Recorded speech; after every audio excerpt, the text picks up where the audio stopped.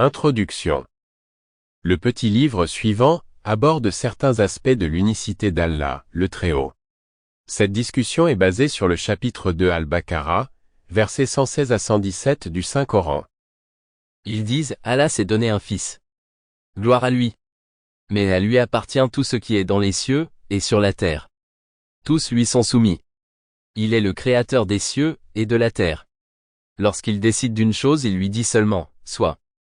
Et elle est. La mise en pratique des leçons discutées aidera un musulman à adopter des caractéristiques positives. L'adoption de caractéristiques positives conduit à la paix de l'esprit et du corps. L'unicité d'Allah, SWT. Chapitre 2 Al-Baqarah, versets 116 à 117. Ils disent, Allah s'est donné un fils. Gloire à lui. Mais à lui appartient tout ce qui est dans les cieux, et sur la terre. Tous lui sont soumis. Il est le créateur des cieux, et de la terre.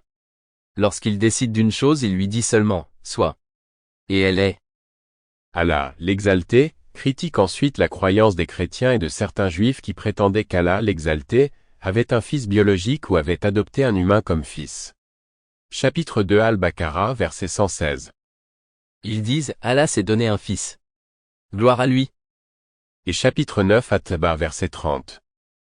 Les Juifs disent, Ezra est le fils d'Allah, et les chrétiens disent, le Messie est le fils d'Allah. Telles sont leurs paroles, et ils imitent les paroles de ceux qui ont mécru avant eux. Qu'Allah les détruise. Comment se trompent-ils? Comme l'indique ce verset, toute leur croyance ne repose que sur une imitation aveugle de leurs aînés.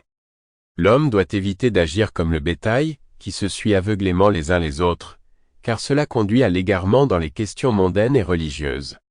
L'homme Sample complete. Ready to continue?